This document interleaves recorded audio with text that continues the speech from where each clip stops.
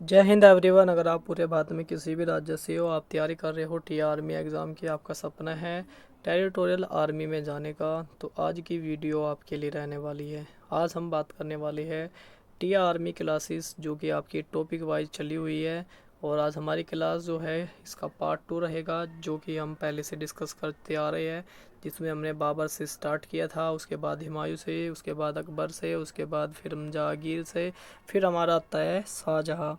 तो इस तरीके से जो हम सीरियल वाइज चल रहे हैं। और ये जितने भी मतलब जो इन्होंने युद्ध लड़े, कब इनका जन्म हुआ, कौन सी इन्होंने पुस्तक लिखी, ठीक है, कौन कौन सी इन्होंने नीति अपनाई, वो सारे इम्पोर्टेंट जितने भी फैक्ट होते हैं, जितने भी इम्पोर्टेंट इनके फैक्ट हैं, ठीक है, वो सारे के सारे फैक्ट पर मैं जो है वीडियो लेके आ रहा हूँ।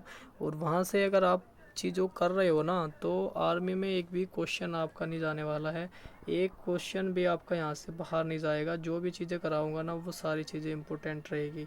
क्योंकि आप देख भी पा रहे होगे जो चीज़ें आपको बहुत सारे चीज़ मतलब पूरी 1 घंटे क्लास लेने पर पता चलती है, वो आपको मात्र 10 से 12 मिनट की क्लास में पूरी नॉलेज हो जाएगी।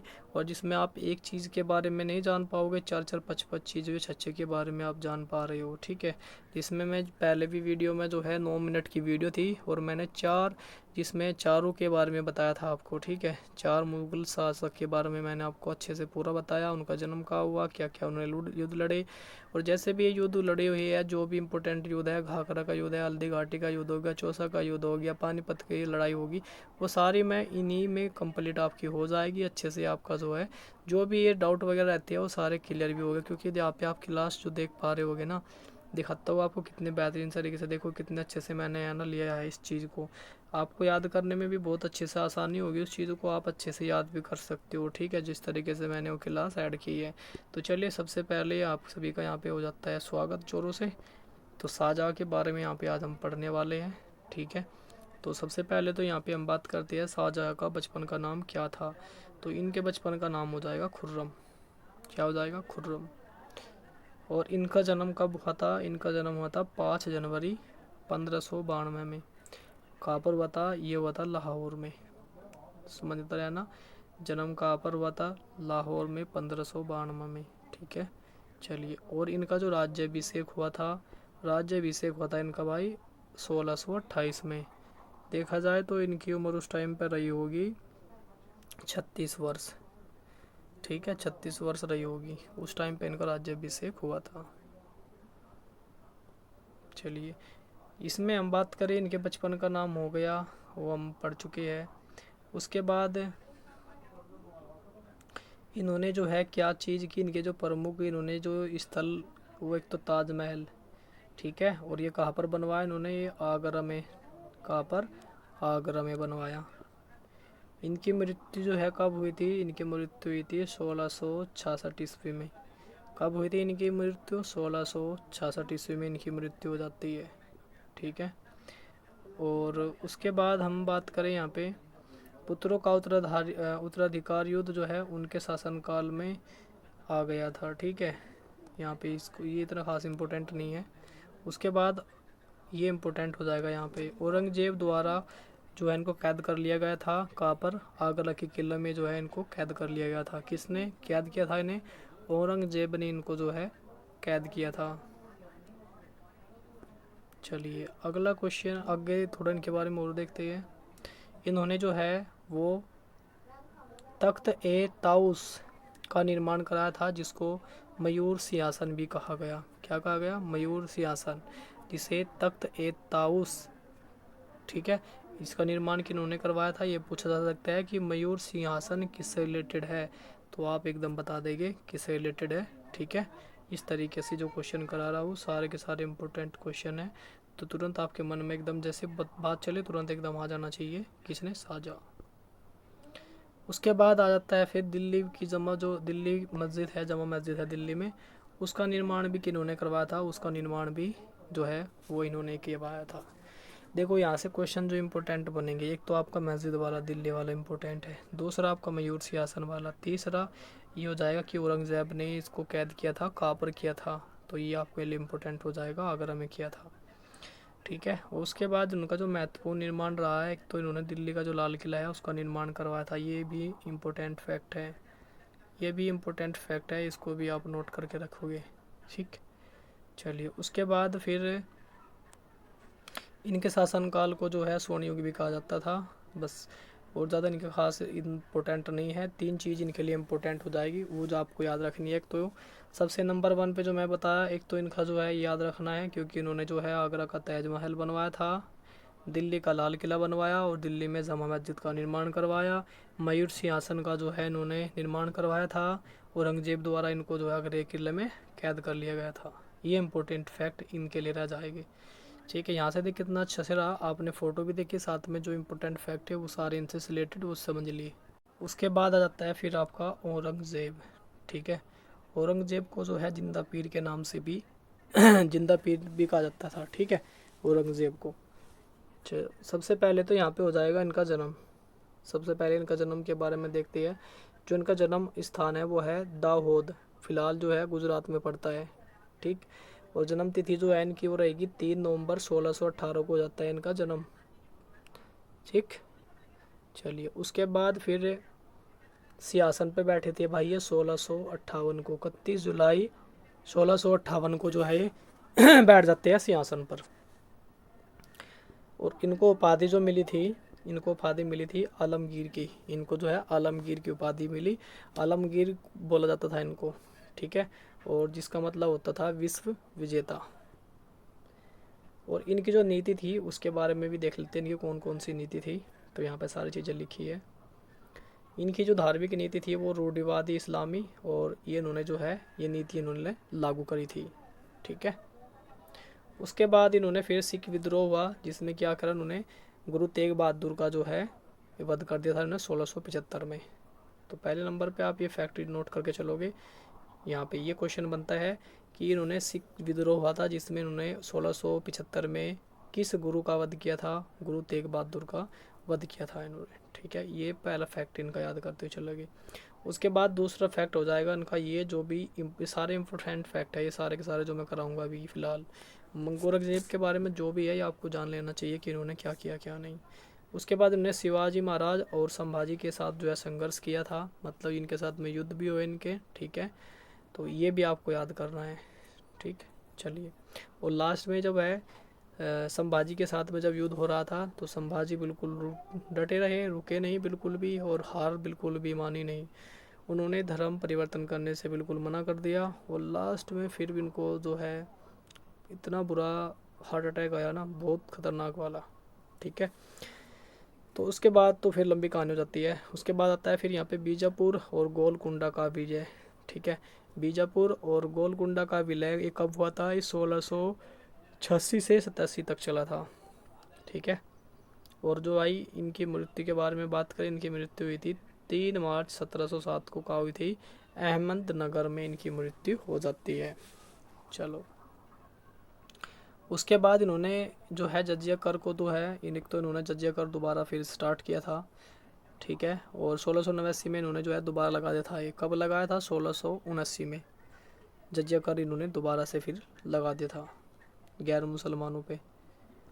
उसके बाद यहाँ पे प्रमुख योगदान क्या रहा इनका? तो इन्होंने क्या किया? मुगल साम्राज्य का सर्वाधिक विस्तार किया। ठीक है, मुगल साम्राज्य का उन्होंने बहुत विस्तार किया, तो ये इनका इम्पोर्टेंट हो जाएगा। उसके बाद फिर यहाँ पे बात करें सिंहासरोपण जो है इनका, वो 31 जुलाई 1658 को हो जाएगा, जो कि मैं आपको बता चुका हूँ। यहाँ पे रहा कि जो है गद्दी पर कब बैठे थे, तो 31 जुलाई 1658 को गद्दी पर ये बैठ गए थे। उसके बाद इनका मूल नाम भी बताया गया है यहाँ पे, एक मोही उद्दीन मोहम्मद, ये इनका मूल नाम था। ठीक, बाकी ये पूछा नहीं जाता कहीं पर भी, जो मैंने बताओ जिंदा पीर के नाम से किना जाना जाता है, ये ज़्यादातर पूछा जाता है क्वेश्चन। उसके बाद आ जाता है फिर भाई बहादुर शाह जफ़र। बहादुर शाह जफ़र ये भी इम्पोर्टेंट है, इसके बारे में भी। ठीक है, जो भी मैंने लिया है ना मुग़ल शासक, ये सारे इम्पोर्टेंट है। ठीक, इनका जन्म होता है भाई दिल्ली में, और ये भी मुग़ल साम्राज्य के रिलेटेड थे, क्योंकि मैं सारे जो भी करा रहा हूँ ये सारे मुग़ल शासक थे। उसके बाद इनकी जन्म तिथि जो रहेगी वो 24 अक्टूबर 1775 रह जाएगी। 24 अक्टूबर 1775 को इनका जन्म हो जाता है दिल्ली के। ठीक है, दिल्ली में हो जाता है भाई इनका जन्म। और यहाँ पे हम बात करिए जो है मुग़ल सम्राट, ये जो है दिल्ली के जो है आखिरी बादशाह थे। ठीक है, कह सकते हैं कि अंतिम मुग़ल सम्राट की बात करके आपसे पूछा जाए, क्वेश्चन ये बनता है, इसको इम्पोर्टेंट बना लेना, ये इम्पोर्टेंट क्वेश्चन है। ये पूछा जाए कि दिल्ली के अंतिम मुग़ल सम्राट का नाम बताओ, तो ये भी हो जाएगा बहादुर शाह जफ़र। उसके बाद ये पूछा जाए कि अंतिम मुग़ल सम्राट कौन सा था, तो अंतिम मुग़ल सम्राट भी बहादुर शाह जफ़र ही हो जाएगा। देख, एक ही यहाँ से ही 2 क्वेश्चन आपके बन जाएंगे, 2 क्वेश्चन, ध्यान से पढ़ना। उसके बाद इनका जो पूरा नाम था, वो पूरा नाम क्या था, अबू फजर सिराजुद्दीन मोहम्मद बहादुर शाह गाजी, ये इनका पूरा नाम था। ठीक है, ये इनका पूरा नाम था। इनके माता पिता के बारे में देखा जाए तो आलम शहादुत्तीय और लालबाई। माता का नाम इनका था लालबाई और इनके पिता थे आलम शहादुत्तीय, शाह आलम द्वितीय। उसके बाद इनका जो है राज्याभिषेक हो जाता है, वो 28 सितंबर 1837 में होता है। ठीक है, और इन्होंने जो है विद्रोह का नेतृत्व किया था, वो 1857 से 58 में इन्होंने जो है विद्रोह का नेतृत्व भी किया था। उसके बाद भाई इनका जो है निधन हो जाता है नवंबर 1862 को रंगून में हो जाता है। ठीक है, जिसमें इन्होंने अपनी अंतिम सांस ली थी, कहाँ पर ली थी, रंगून में। ये क्वेश्चन इंपॉर्टेंट है रंगून वाला, इसको नोट कर लेना भाई। ठीक है, रंगून रंगून, ये रंगून वाला। ठीक है, यहाँ से क्वेश्चन बनता है, बहादुर शाह की जफ़र की मृत्यु कहाँ पर हुई थी, रंगून में हुई थी। ठीक है, चलिए उसके बाद फिर आगे और देखेंगे, तो आगे इम्पोर्टेंट जो फैक्ट रहेगा वो रहेगा प्रमुख योगदान। तो इनका प्रमुख योगदान क्या रहा, क्या किया इन्होंने, इन्होंने भाई एक तो प्रसिद्ध ये उर्दू, ये तो शायर थे, ये शायर, ये थे भाई शायर। और किसके शायर थे, उर्दू के शायर थे। ठीक है, और गज़लकार थे भाई। ठीक है, प्रसिद्ध उर्दू शायर और गज़लकार, ये इनको बहुत प्रिय थे। और इनको जो है इन्हीं में इन्होंने जो है अपना प्रमुख योगदान इन्हीं में दिया। इन्होंने अपना प्रमुख जो भी इनका रहा है ना, वो इन 2 चीज़ों में रहा, एक तो शायरी में और एक गज़ल करने में। ठीक है, उपाधि किसने दी थी भाई इनको, उपाधि दी थी इनको भाई तकलुस ने जो है इनको जफ़र की उपाधि दी थी।